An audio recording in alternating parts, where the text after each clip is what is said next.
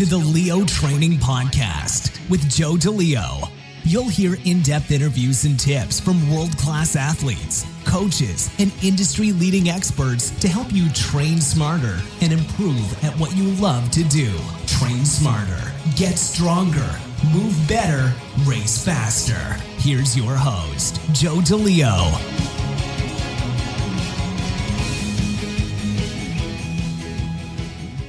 We're back with episode 69, and my guest this week is Kelly Manzone. Kelly is a wife and mother who utilizes a variety of different modalities to improve strength, flexibility, and fitness. Above all, Kelly integrates all of these different disciplines to live a life of movement for herself and her clients. We cover a variety of different topics in this interview, and some of the keystones that we touch on include utilizing different unconventional training modalities such as the mace, kettlebell, stick mobility, and original strength, why she focuses on movement over aesthetics, her competition at the Arnold Strength Classic, her work with GS Planet and Vintage Strength. Without further ado, let's roll to episode 69 with Kelly Manzone, Movement over Aesthetics. Kelly Manzone, welcome to the Leo Training Podcast. Thanks so much for taking your time out of your busy coaching and life schedule to come onto the show. It's great to have you on. Thanks for having me. Yeah, I'm looking forward to sitting down and chatting with you. We've got some great topics in store, talking about kettlebells and mobility and yoga, and then also kind of your personal journey. So let's kick things off. Why don't you introduce yourself, let people know where you're located, what you've been doing, the type of, clients you work with, if you have a specific population or demographic that you focus on. Okay. Well, I started in personal training in about 2003 with New York Sports Club, sort of like, the traditional conventional fitness route. But I'd always kind of been interested in unconventional training methods, and I keep a really kind of open mind with movement. And a couple years later, I started getting into kettlebells, but I didn't know much about it. And in 2008 is when I bought my first kettlebell, and I bought Enter the Kettlebell by Pavel, and I got a couple other DVDs and stuff like that. But I got certified with kettlebells in 2008. And as far as right now, of like personal training, I'm sort of like that hybrid where I don't use a lot of machines. I like using kettlebells, battle ropes, suspension training like TRX, incorporating a lot of stick mobility recently with my clientele, doing a lot of mace work myself. And I just recently started introducing mace to some of my clients who are more open-minded. I'm in the Westport, Connecticut, sort of like in the bubble of Fairfield County. And I'm kind of the unconventional trainer around here, and female, in an area where, there's a lot of pressure, I would think, if you're a woman, to be a certain way. So I don't quite fit into the box, but I train in the box in a sense. Yeah. It's a great way to put it. That's where it's been interesting. And also for myself personally, because I train in conventional fitness, but integrate a lot of, the unconventional where I can, and where, I could get my clients who like to explore movement and are a little bit more open-minded to try stuff like that. But then I found I had never done social media before, but I was encouraged to do it, and it kind of took off as far as like Instagram went. And that's where I've been able to connect a lot more to like the community. And I really enjoy kind of that aspect of being able to be in both worlds, and now with kettlebell sport, being able to compete in mace too with Vintage Strength. So it's really exciting times, actually. I'm really content. Very and cool. My client, I teach bar classes too. So I'm like, it's like I kind of have had an interesting fitness journey. If you could say. You're jack of all trades. Taught yoga. Yeah, you're doing a lot of different modalities, a lot of different disciplines. So it's pretty cool. So I guess what led you to kind of absorbing some of the unconventional methods? I don't know exactly, but I started off with gymnastics and dance, which I think are very creative and sort of like when you do dance and gymnastics for many years, even though I know there are disciplines that are totally different, there's something about it for me where I'm very emotionally connected to movement. And I feel connected, and I like the history of some of like the unconventional tools like clubs. I've now my 8X clubs just got here the other day, and I can't put them down. I love them because they're adjustable. So I'm like, shit, this is great. I could add weight, I could take down. Nice. And so, the history behind it, the culture behind it, um, you know, uh, machines or the traditional gym machines really turn me off. I love the fact that with the kettlebell, it's like, I guess that's why I'm Kel's Bells, and I own a bazillion. If you saw my house right now, you'd be like, this is insane. Like literally, like in my kitchen, there's 12 competition kettlebells on the floor. There's 3 maces, including the evil monkey mace that's filled with water, my Edix mace. I've got all my vintage strength, like old school barbells that you fill with metal shots and everything. So I think the equipment, is something that I'm attached to in a way also, because you're able to kind of throw them in your car, go outside, travel with them. And you could do sort of a hard style stuff with a kettlebell, also flow and complex stuff. And then you could do transition to sports style, like sort of a soft style. So that's why I think it's like one of my favorite tools, but I don't know why I'm so drawn to it. I just love it. It makes me happy. That's great. That's great. So, how do you integrate that into, with your students or your clients? Does it depend on what they're looking for, or? I think it depends on what they're looking for. And I find, in where I'm working also, it's a small space. So I don't do any of my mace training really inside the gym. People are getting really, you have to be careful. Not like everybody pays attention to where they're walking. Right. And I definitely don't want anybody getting hit with a mace, but I'll take them out into like the parking lot. With my training clients, myself, we do a lot of mobility work right now. A lot of the people that I train commute to Manhattan since we're so close. Mm-hmm. And, they spend an hour or 2 a day on a train each way, and then they sit at a desk. So what I've gotten away from, or I guess you could say there's been, as I get older in the business, there's definitely like an evolution that I've had as a trainer. And as we get older and we get more experience and we go to more workshops and we kind of tune into our bodies more ourselves and into our clients. I think what's been lacking, I could say all that strength stuff I've been doing forever, but what I feel has been lacking with my clients, and what I'm really trying to stress more, is just getting them to move better. I think sometimes people get way too consumed on how much they weigh, like looking at a fucking number on a scale, or what pant size they are, especially if you're living in an area where I am, and it's like, you have to kind of like be consistent and tell them that, how they're moving is really important, and why they can't move a certain way we need to address, because sometimes they'll be like, they just want to like skip over that. I'm like, no, I want to find out like why this is happening. Or, like you get the guy that wants to come in and he's sort of just that weekend warrior who wants to, just get big biceps. I had one of him, a client like that recently, and he ended up falling off the fitness wagon, which I wasn't surprised about. I was like kind of expecting that, but, he never wanted to work his legs.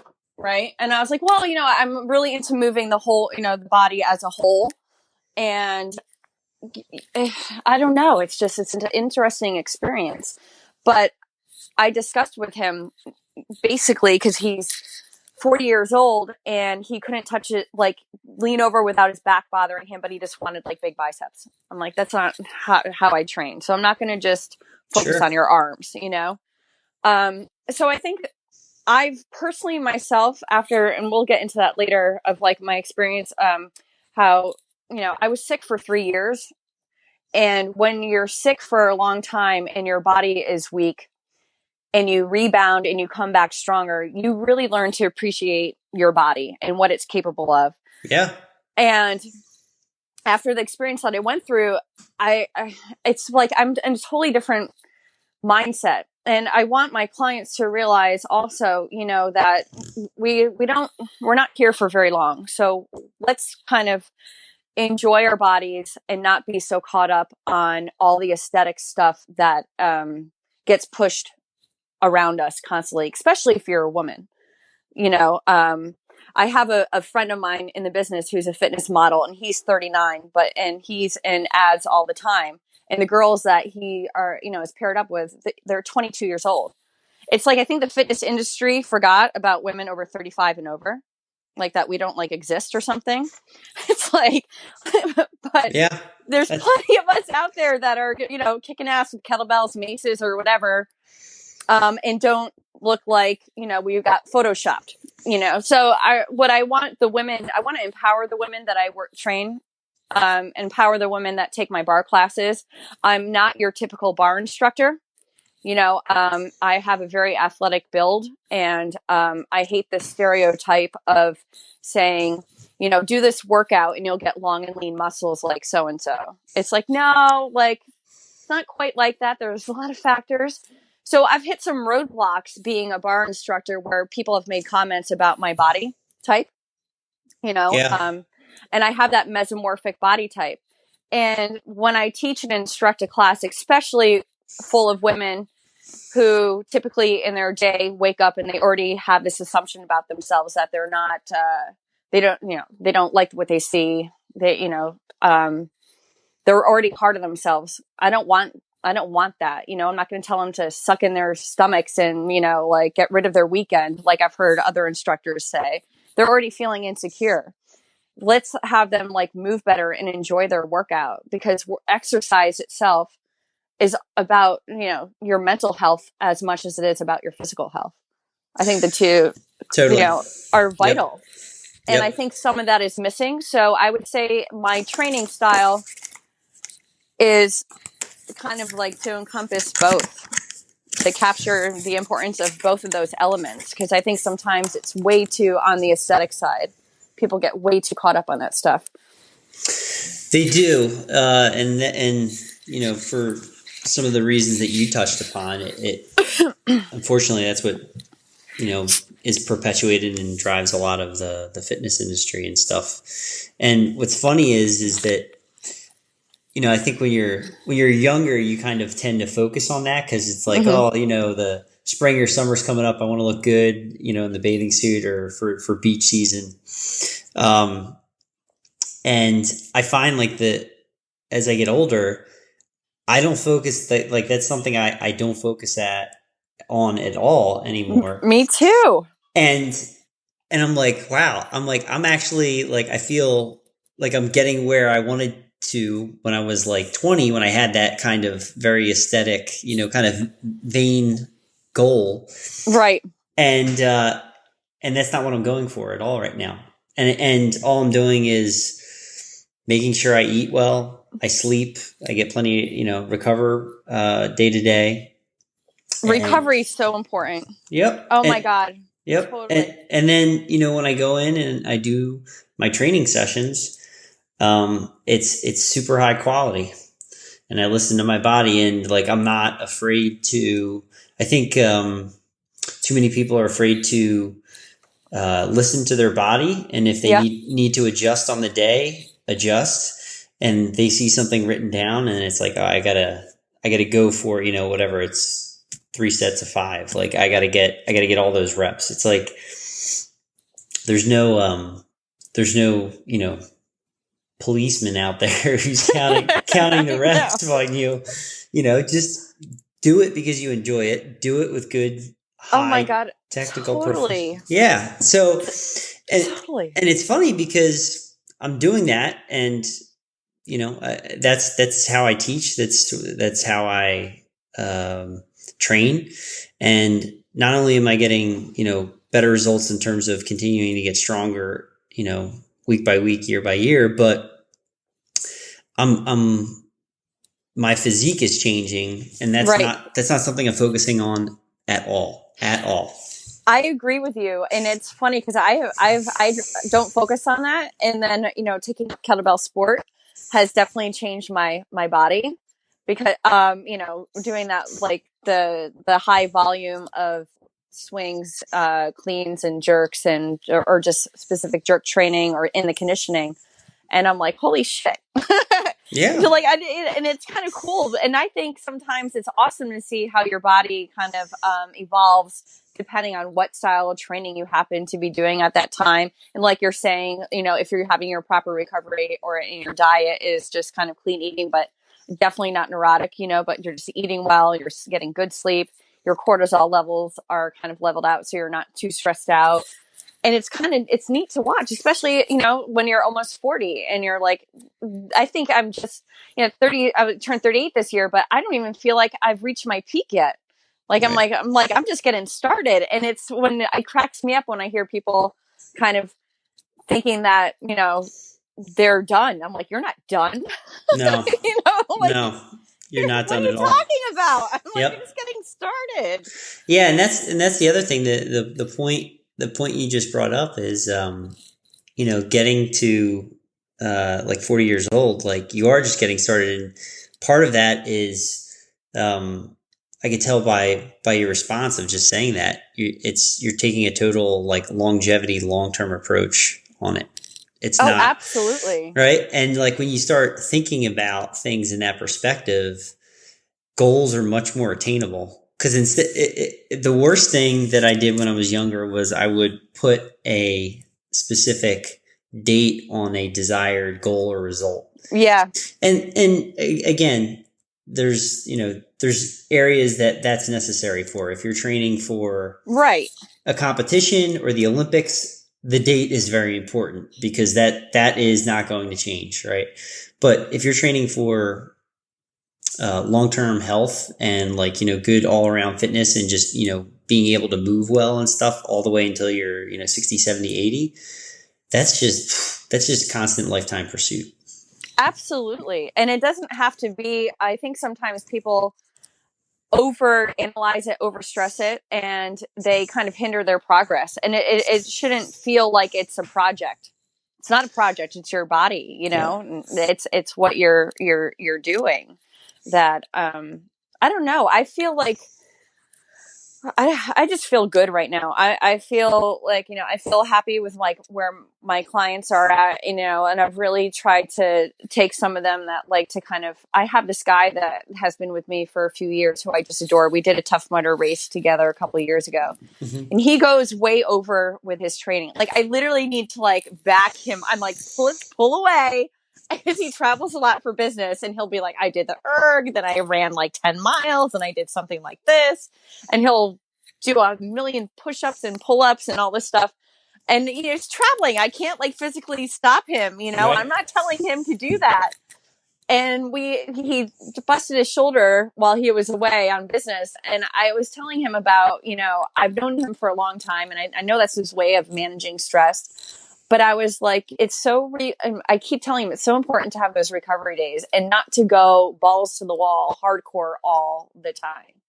And, when you start finding that rhythm of tuning into your body, because he ignores when his body gives him the warning, when you start tuning in, you find this sweet rhythm where you just kind of are pedaling along on this like awesome ride. Yep. And that's where I feel like after the colitis and after the food poisoning and months of antibiotics and being sick for 3 years, and when my body recovered, I started really listening to my body. And I feel that's the best thing to do as far as taking your fitness level or your overall health and maximizing it or making it optimal. Gotta tune in, because not every day is going to be the same. Nope. Yep. Absolutely. That's so true. I mean, and you have to, you can't force it. Like if you're, you got a heavy training day scheduled and you got, a couple hours of sleep, and you show up and, you get through your warm up and you get in that first set, and it's just like everything feels slow. It doesn't feel like you have, much neural drive, being able Right. to move the weight, or it's not explosive. Everything feels very lethargic. Like either, do a different exercise, change the workout you have, or drop the weight. Like you're already in a position where you're not going to get the inherent training benefit you were after Right. for that session. So at that point, you're probably at a higher risk for getting injured because you're not able to, execute with the control that you really need. Absolutely. But let's talk a little bit about, kind of your journey, because you, like you said, you've rebounded. You feel like you're in a great spot right now, but you came back from 3 years of really dealing with a Oh pretty my God, it was tough hell. illness. So what was going on? So I went to the city about 4.5 years ago with my husband, and we met up with our friends. We went out for dinner, and you're starving because you've been walking miles in the city. Everybody got a burger. I was like, I'm gonna have a salad. I'm gonna have the salad because I'm a trainer. And the salad had spinach and cantaloupe in it, and that was the year that listeria and salmonella were both in the news for food poisoning. I ate that salad on a Monday. That Monday night, I started getting sick. And by that Saturday, I was so dehydrated and my body was trembling, and I was home alone. And I crawled to my neighbor's house. Like I had no idea what was going on. My blood pressure was through the roof. My heart rate was elevated, and I felt like I was going to pass out. Long story short, I ended up having a serious infection, and they put me on heavy doses of 2 antibiotics, and I got colitis after the rounds of antibiotics. And basically, I dealt with severe digestive issues for a good year and a half, where it was almost debilitating. Mm-hmm. And at that time, my husband's family business closed, and I had to go from basically working part-time and taking care of our son to all of a sudden having to bust my ass in the fitness industry, using my body to make a living, working 7 days a week to support my family. So it was stressful. And then I was sick at the same time. And when your gut is not well, as if your entire immune system is basically supported by your gut, you're not going to be well. But I fought through, and I'm a fighter by nature. So when the going gets tough, I know how to get tough and fight. But it was difficult. And during that time when I was teaching class after class and client after client and running around, I sustained a back injury. But it was the strangest thing. I just went down into a push-up one day, and my entire neck and upper back went into a full muscle spasm, like locked up, like literally could not pick my head up. And I had to deal with that during the time of recovering. So I think my body was just being pushed to its breaking point, and I was so stressed out and so sick that I got that injury. And that took, along with the colitis, about an additional year to recover.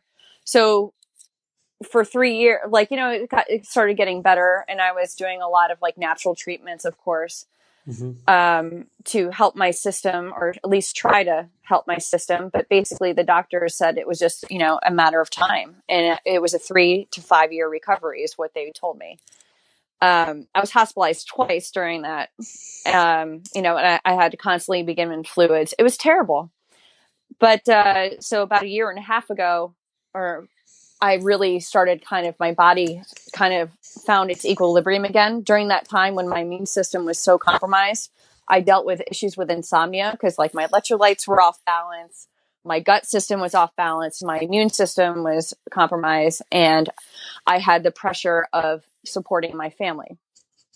And once everything started balancing out and my body started gaining weight again, I got down to a size 0. But it's funny because I'm really dense. I have dense muscle. So even when I was a size 0 and my doctors were so concerned for my health, and I was veiny, I looked like a 9-year-old boy or a dog, soaking wet, I was 135 pounds, 138 pounds when I was emaciated. Wow. And I'm only just about 5'6". So I began to slowly regain my health. and be able to pick up the kettlebell the way that I used to do and train the way that I used to train. But it was this awesome like experience of just like something kind of like switched then. And I started just moving and enjoying it and not really giving a shit about like what reps I was doing or what weight I was doing. I didn't program really for myself. I just went with what felt right. And if you follow me, you know, I love music. Music is like really important to me. So I started just training at home and throwing whatever fucking tunes I felt like listening to and like go. And I started posting it on Instagram, and it was just kind of to share, like nobody really knew what I had been through or how sick I had gotten. It was sort of just my expression of like, I like unconventional training. This is what appeals to me personally. And sort of, this is my recovery year. So it's like, I bounced back this past year. And then this year, making the decision to compete in kettlebell sport, to compete in mace, to kind of start doing these projects, to write a book, to, you know, is everything just feels right. I just appreciate. And, you know, I feel like you come out of it and you look back and then you realize, like, you know, you bring that experience to your clients of realizing sometimes they get so caught up on something, or your client wants to, you know, beat their friend at looking a certain way, which I don't understand that mentality in any way, but that happens with people, you know, you just got to let that stuff go and really like tune into what matters. And I think what matters is feeling right and moving by what feels right for you, as long as you have that solid foundation and solid, you know, strength, I guess you could say. Yeah, that's really cool. So you've had quite the quite the journey. I have. Yeah, man. I almost fucking lost it there. I was like, oh my God. What is happening? Major roller coaster. Yeah, Wow. but you always come out of stuff stronger, and you learn. That, I mean, like, what's the saying? Like, live and learn. I mean, that's classic. That's what it's about. You live and learn. That's awesome. So talk about your recovery, and then now I guess into the redemption part of it. Right. So you just came back a couple of weeks ago. You competed at the Arnold Classic. Oh my God, that was so much fun. Yeah. What event did you do for? I do double long cycle. Nice. Yeah, I compete with. I mean, it's fun. You know, I'm in complete awe of these amazing athletes that I've been able to meet from all around the world, and like my closest friends that, you know, my buddy Yuri, who owns the AKA, we've been coworkers, like I told you the other day, for over 10 years. And when my son was little, he came over and had the idea for the company, and we had talked about it, and I helped translate from Russian to English. And here it is 7 years later. It's a huge company, and I get to go with my buddy to Arnold's and help set up and compete. And, you know, I'm definitely like, you know, not a team sport person. I never have been. Even though I like sports, I love the individual sports stuff because I guess that's why I was on swim team and track team and all that. But I like the mental part of it. And I'm not very competitive with other people. And I have a very busy mind. So I would probably be terrible on a team. I'd be daydreaming somewhere in outfield like I did when I tried softball for a minute. But like I have like a serious hyper focus when it comes to training. So that's why the sport appeals to me. You know, I'm nowhere near as good of as a lifter as, you know, these people that I watch and I'm friends with, but I'm loving the experience, and I'm loving the mental challenge, the physical challenge. And something that happens when I just have those kettlebells in my hands, you know, I just get into my happy place, even though I'm like dying under them sometimes, but I'm like, I'm so happy right now. Oh my God, but I'm dying, but I want to keep doing this. It's like, it's great. And, you know, then I'm getting up there and there's only a few women competing in mace. And I'm like, fuck it, I'm going to go swing that damn mace. So we did that. Val and I did it twice in Ohio, you know, one time for the actual competition, and then the second time during the kettlebell face-off, which was epic, on the main Rogue stage. And you're up there and I'm like, holy shit, I'm like 10 hours away from my son. and here I am swinging a mace, and I could look around and there's thousands of people and our faces are up on the screen. It's like surreal that I'm demoing on a side stage, and then we unpack and pack up everything, which was, I was moving some bells after competing, and I was like, all I cared about was the food. I'm like, where's the food? I'm starving. We gotta load up. I'm like, oh man. And then we load up and headed back and pulled an all-nighter driving back 12 hours. I didn't drive. Wow. Yuri drove. And then I was in the back seat with Ivan Denitov, one of the best in the world. So it's really funny. Cracks me up. Wow, that's an awesome trip. Me and 3 Russians on the way back. And I would just joke around with them because I'd be like, when they were speaking their language, I was like, I totally get it. I know exactly what you're saying. Yeah, so I'm curious. So do you speak Russian? Because you translated the book. So how were you able to translate from Russian to English?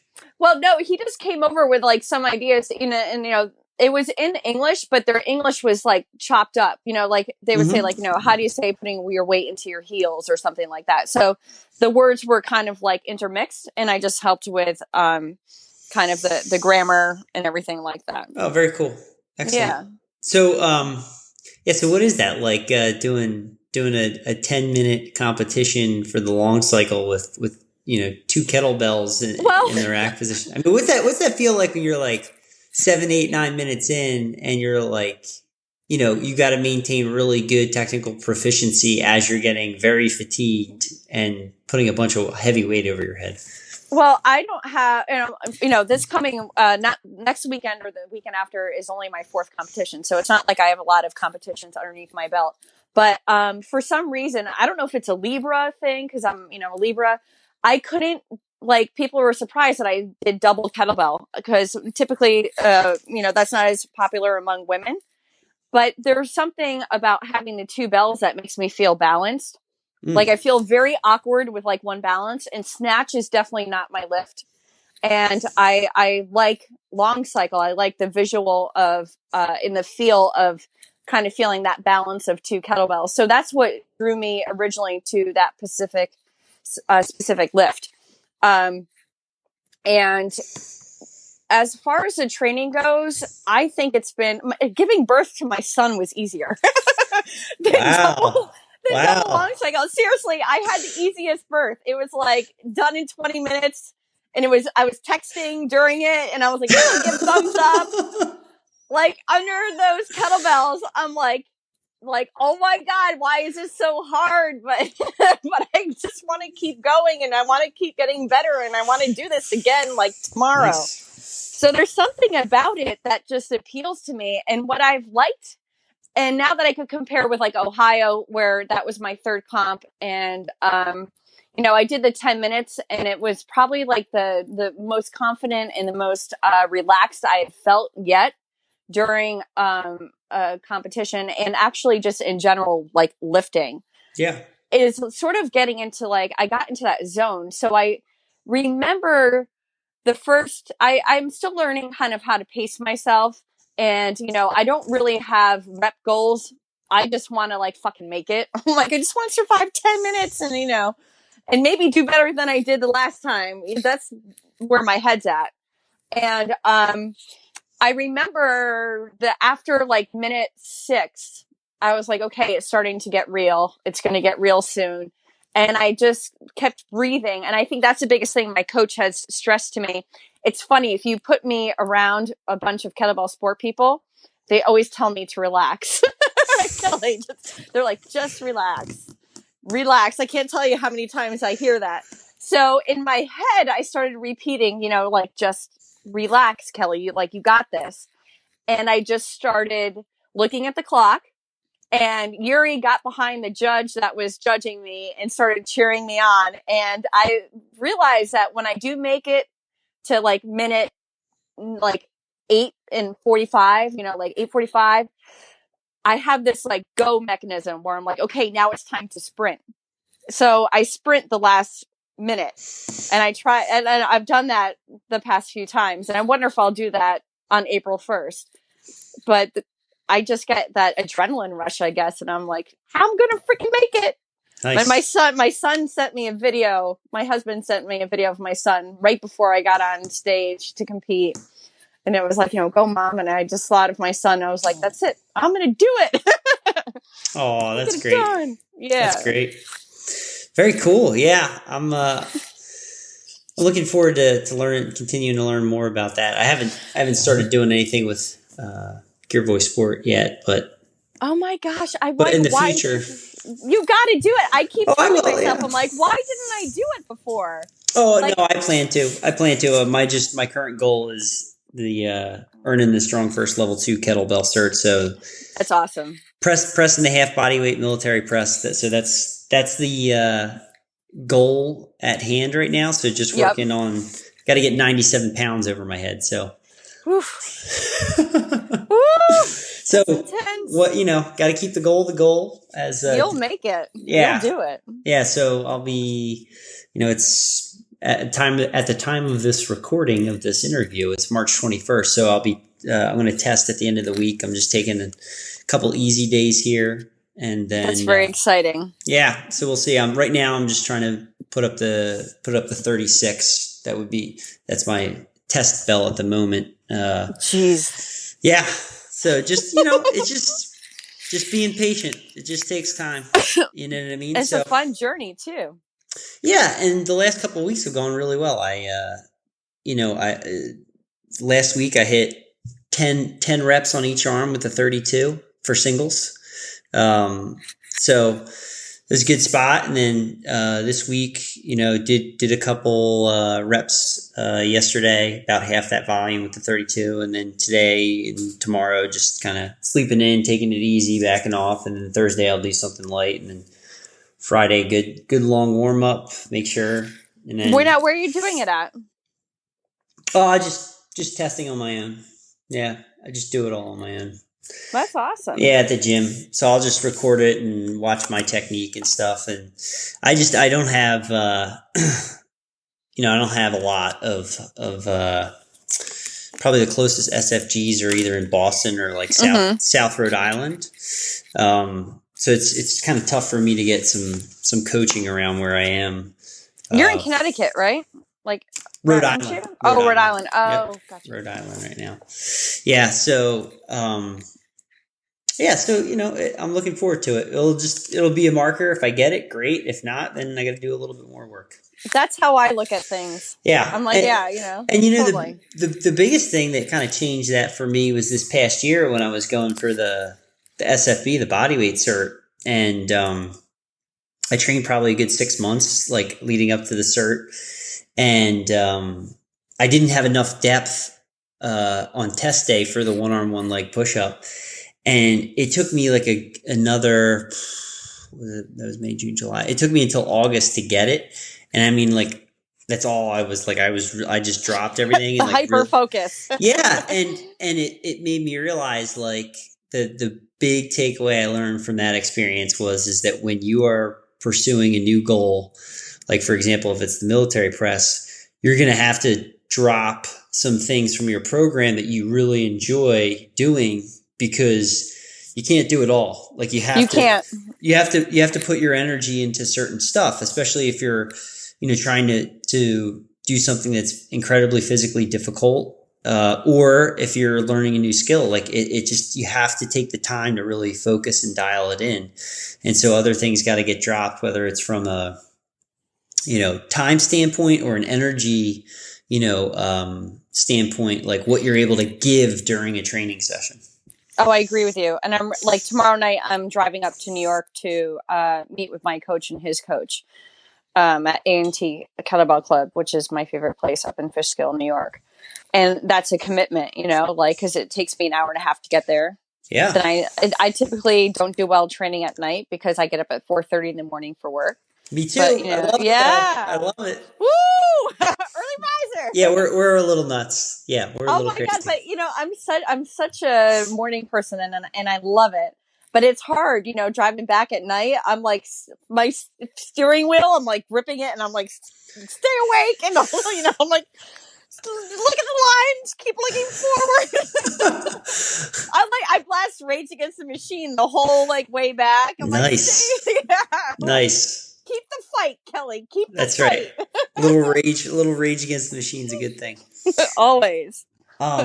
Very cool. Very cool. Yeah. So, are you guys have anything on tap for that specific session?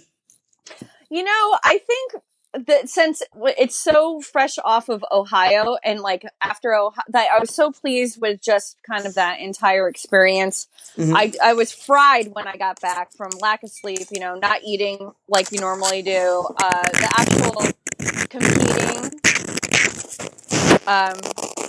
when I compete, maybe that's my phone. Do you hear all that static on your end?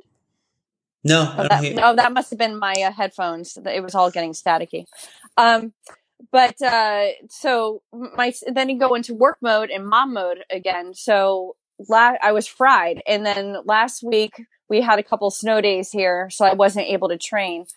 I ended up taking a week and a half off of like sport training. So the other day I did a session, and it wasn't my best. I brought my bells to the gym that I work at, and they must have just cleaned the wooden floor because I was sliding all over that fucker. I was like all over the place. I'm like, oh God. And I'm like sending video to my coach, and I'm like already knowing, I'm like, this is going to be bad. So basically when I go tomorrow, it's going to be focusing again on my clean. And I have this tendency of pulling the bells, taking the hard style. It is so hard to go from hard style in that breathing to relaxed sports style. At least it is for me. I think it's easier if you learn the other way around, soft style first and then Why transition. Is that? Well, because, it's like I want to the breathing needs to be more relaxed because it's an endurance sport.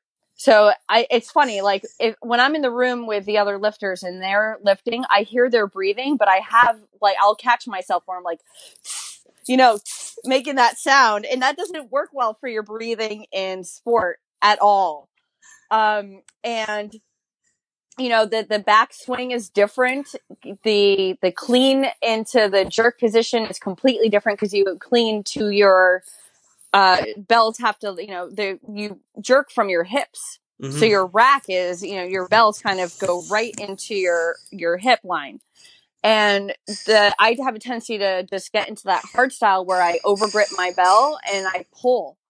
And I'll watch back my videos and, I'm definitely progressing and getting better.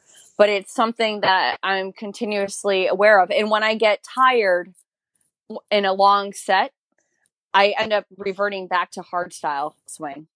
It's like, I don't mean to do that. It just seems to like my body just reverts back to that habit. So it serves me when I'm doing my home workout, and I'm doing or with my clients, a hard style swing, but it doesn't serve me well at all in sport. So that's why it's very interesting kind of just when you sit with a bunch of kettlebell sport people who have never done hardstyle, or you have people who have come from a hardstyle background but have a lot more experience than I do in sport. Their technique and the way they express themselves, it's pretty incredible. You start to understand the process, and why those elements work for that particular style of training. Sure. And it's pretty cool. I know, when Ivan comes back in, I think he's coming in June, I'm going to, be able to take some private, sessions with him again. I was able to do 3 with him last year. And just when, it's great having that experience and learning from people who have years of experience. Yep. Yeah, absolutely. It always, getting good coaching helps a ton for sure. It does. Yeah. Awesome. Is there anything, other stuff that you wanted to touch on? Well, just that about, probably the mobility stuff and some of the, what was that? Did you want to talk about the stick mobility? Yeah. So, there were like when I got on Instagram, it was a year and a half ago or so. They were one of the first accounts I started following, and because it kind of intrigued me, this like bendable, essentially it's like a bendable wooden dowel, and I've been using a wooden dowel for many years. And I contacted them, but they weren't available for sale to the public yet.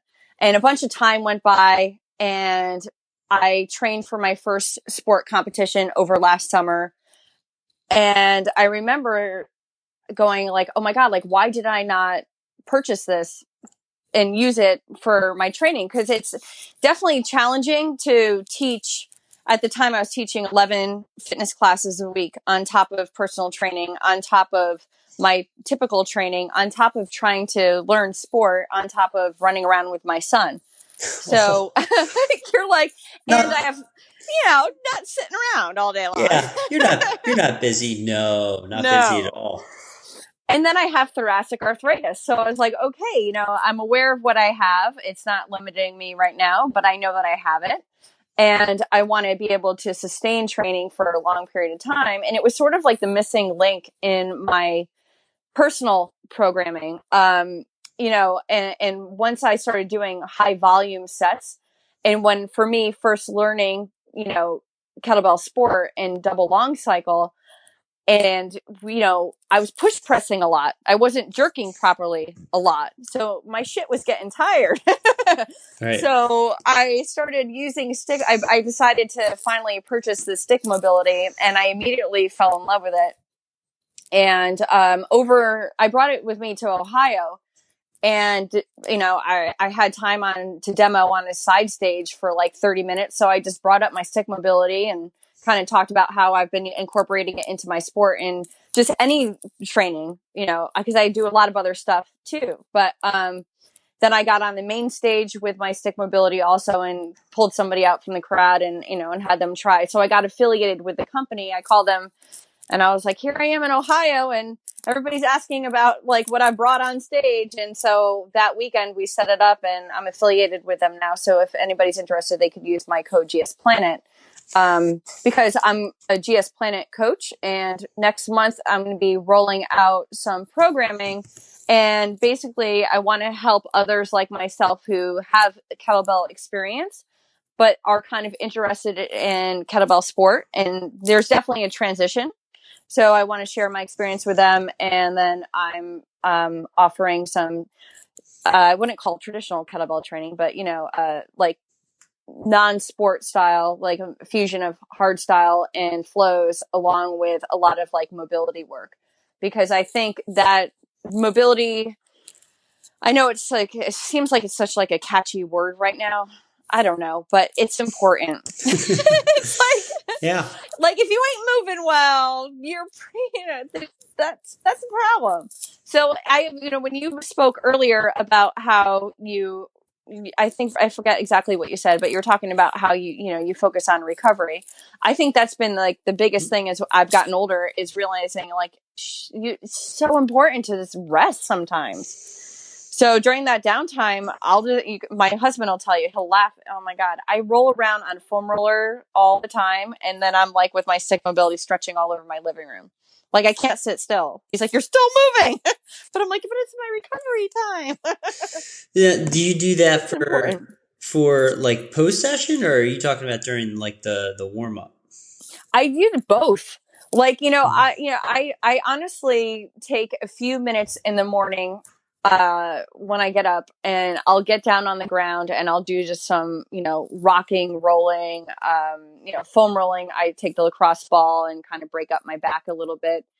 And I'll go into the living room while I'm having my coffee, and I'll do a few stretches with the stick mobility, bow and arrow, snake reach, a couple of the other ones, just for a few moments. And then I head out.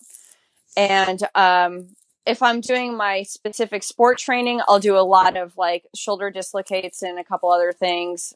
And then I use it in the evening, probably every other day. I really focus on that at night too, so I don't wake up all jacked up.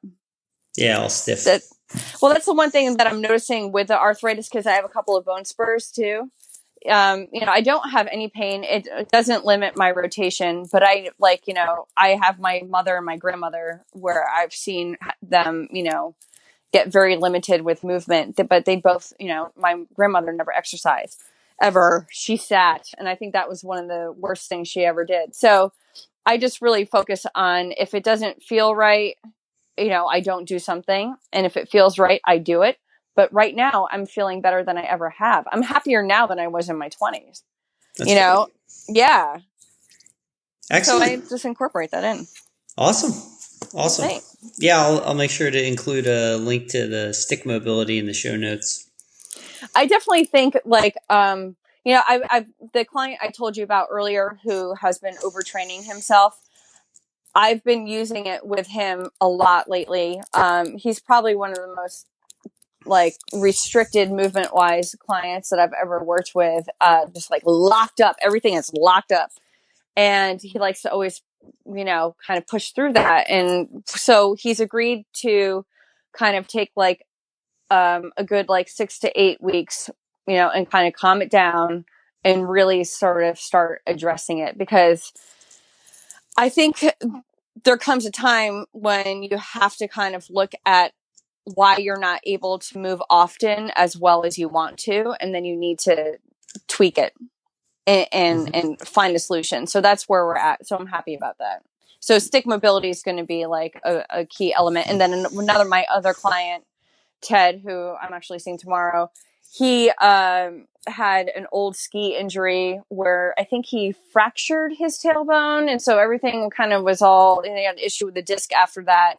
And he's really limited on his right side. So he wanted to get one, and he did. And so we're going to start incorporating that.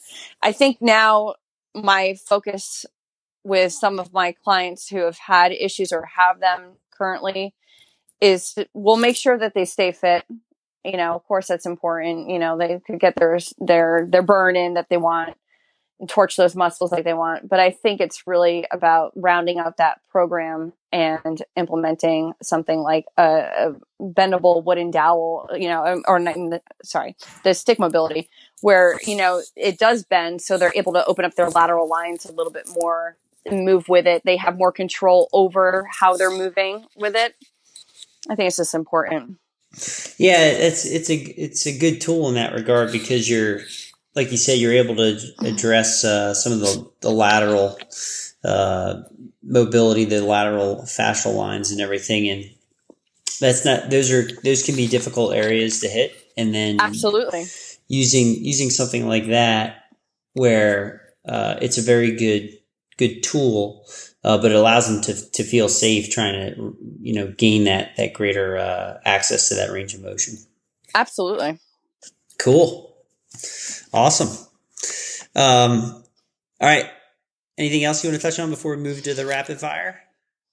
Oh no, rapid fire. Go rapid fire. All right. I'm game. All right. So, Kelly. Yes. Given all of your knowledge and experiences at this point in your life, if you could go back in time, what advice would you give yourself 10 years ago? Oh, shit. What advice? Rapid fire, remember. Ready? Rapid fire. Stay Boom, the boom, course. Stay the course. That is what I would tell myself. All right. I had a tendency to kind of I have the hyper focus with training, but if in everyday kind of stuff, I could putz around and procrastinate. So definitely stay the course. Awesome. Is what I would say. Excellent. If you had to pick one, what's your favorite strength training exercise? Oh, shit. Oh, one push-up. All right. Lovely. Do you have a favorite training session that you like to do? Or do you just I think you like the flows. Is that it? I definitely the flows, put on some Led Zeppelin or anything and just move. Awesome. How has your training changed today compared to 10 years ago? Oh shit, that could take a long time. Oh boy. How well, it won't take a long time, but how has it changed? I think I've just evolved, I think I've gotten more comfortable with who I am. Not that I ever was uncomfortable with who I am. I think I've learned to let go and just tune into what my body tells me, Excellent. What's one thing? Sorry. Yeah, I think you already touched on this, but I'll ask just in case there's anything else. What injury have you had, and if so, how did that injury affect your training? Oh, the injury? So far so good since I've rebounded from the illness, but Mm-hmm. I think what made me really learn what I learned from that injury was how mental stress can affect your body. So like Oof, yeah. so sometimes the injury is not always just like, okay, that's a physical injury. I know it's physical, but there's a mental component to it. When your body is broken down and you're stressed, I think you're more prone to stuff. So I think after that experience and the recovery, like I had to push through all that pain, teaching and teaching. I think you get a high tolerance in this industry when you use your body for a living. Mm-hmm. But when you come out of it the other end, you're like, okay, I really learned a valuable lesson. And it enhances your ability and your knowledge. You learn from it. And then you kind of implement what you learn. Yeah, I couldn't agree more. Yeah, if you appreciate, how painful and incapable you can be when you're, sick or injured. You want to do everything you can to not be in that position again, where you're. Absolutely. Yeah, totally. What's one thing that high school athletes should be doing more of to complement their training and their health? Oh boy. I think high school athletes need to really kind of get a solid foundation. I work with a couple of athletes, but they tend to be equestrian riders. But when I was in high school as an athlete, I don't know what it's like now, but they literally just put us in the weight room and were like, go. Like we had no programming. It was just like, go in, go lift.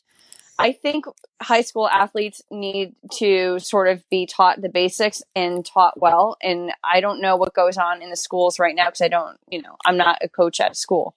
But I think what they need to learn is knowing if something doesn't feel right. Because I think oftentimes what I've experienced and what I've seen sometimes is they get pushed and pushed and pushed, and their form is horrendous. Mm-hmm. And sometimes that's how I end up getting a teenage client is their parents realize that their conditioning is sort of not where it should be. So I think people think sometimes because they're young that, just put them through it, they'll be okay. I think they need to be taught the basics and the basics well, and awareness and tuning into their body when something doesn't feel right. Because I think they want to please, they want to please people. They want to please their parents. So having their voice of saying, okay, this doesn't feel right for me, or this does feel right for me. Totally. Yeah, that's a good point. I mean, really spending a lot of time on the basics and having a very strong foundation is super important. I mean, I think you would agree with me. Like we probably spend, I mean, we add in some, specialized variety here and there, but for the most part, you have staples of your program, and from time Absolutely. to time you might do variations, but you should always be able to go to, being able to do some type of, push, pull, squat, hinge, carry. I was just going to say that. Right. You just took the words right out of my mouth. Yeah. Yeah. And to your point, if you get a high school athlete or anybody really for that matter, it's like they can't squat. They can't get their hips below parallel. Like what that needs to be addressed. I think they're also growing, and the boys can be. I know the boys are so awkward. Like one foot's going one way. Their bone structure, their muscles, they're getting growing pains. So like, oh yeah, it's definitely complex. It's not easy. It's not an easy thing. No, it's not. What's your best tip to improve recovery after a training session? Besides a decent night's sleep and nutrition, I think it's kind of, if you're getting ready to go into your next workout and your body is sort of giving you that like, you go in, you're thinking, okay, I'm gonna, like, I know I've had this experience recently with sport. Like, okay, shit, I'm gonna lift today, but my body is telling me, hey, I'm not quite 100%. I'm a little fatigued. I tune in and like I'll dial it down a little bit.